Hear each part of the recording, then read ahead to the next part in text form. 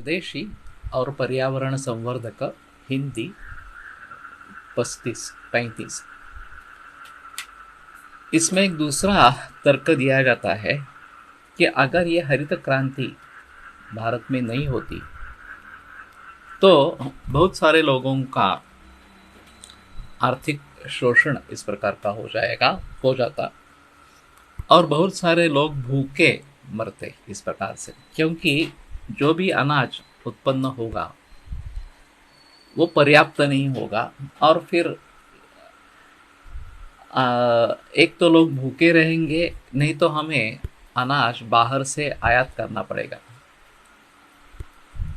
और ये एक अहम कारण बताया गया था कि हमें इस प्रकार की रासायनिक खेती जो है उसकी तरफ मुड़ना है, नहीं तो ये मुनासिब नहीं होगा। लेकिन वास्तव में देखा जाए तो आदमी को अन्न की कितनी ज़रूरत होती है, ये एक अहम चिंता का विषय है। हम अभी पातंजल योग सूत्र पढ़ रहे हैं और कृष्णा जी कोलटकर इन्होंने मराठी में भारतीय मानसशास्त्र अर्थात पातंजल योग दर्शन ये किताब, बड़ी किताब लिखी है। उन्होंने अपने खुद के अनुभव उसमें बताए हैं। तो एक अनुभव ऐसा है कि 55वें बरस में ही उनको रिटायर होना पड़ा। कंपनी की पॉलिसी कुछ बदल गई, वो बीमा कंपनी में काम कर रहे थे और 60 ये निवृत्ति का वय था, वो अचानक उन्होंने 55 कर दिया। तो दूसरी कोई नौकरी ढूंढनी है उपजीविका के लिए।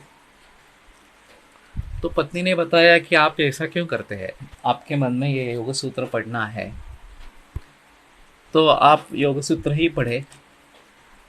रही बात कि हम खर्चा कैसे निभाए, आमदनी कितनी है और खर्चा कितना, तो मैं एकभुक्त रहूँगी तो उससे पैसे बच जाएंगे, एक ही दफ़ा खाना खाऊंगी और आप अपना काम आसानी से कर सकेंगे।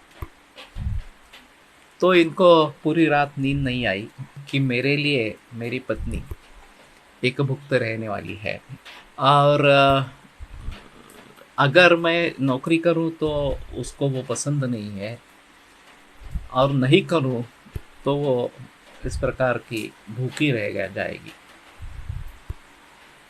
फिर उन्होंने निश्चय कर लिया कि मैं भी इसी प्रकार से करूँगा, मैं भी एक ही दफ़ा खाना खाऊंगा। और उनको निश्चय वास्तव में लाने के लिए 5-6 महीने या उससे थोड़ा ज़्यादा समय लग गया, लेकिन उन्होंने निश्चय पूरा किया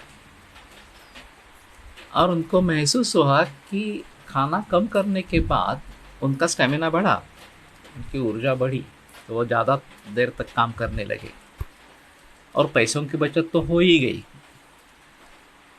तो वास्तव में ऐसा है कि हमारी ज़रूरत कम है लेकिन हम ज़रूरत से ज़्यादा ही खाते हैं और बहुत सारे घरों में खाना शेष रह जाता है और वो फेंक नहीं सकते, इस हिसाब से उसको हजम किया जाता है जो आगे बहुत सारी बीमारियों का कारण बन जाता है। वैसे आयुर्वेद में भी कहा गया है कि हमारा जो आमाशय है उसके 3 भाग हमें उसकी कल्पना करनी है।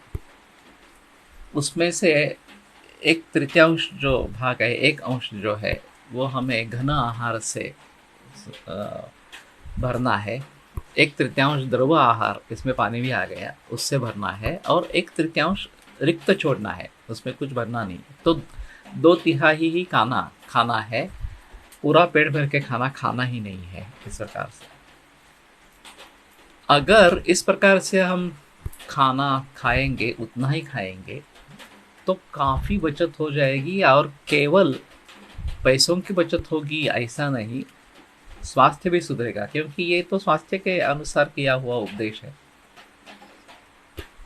तो अगर सभी लोग इस प्रकार की आदत डालेंगे तो डॉक्टरों की ज़रूरत नहीं पड़ेगी, इतनी सेहत सुधर सकती है।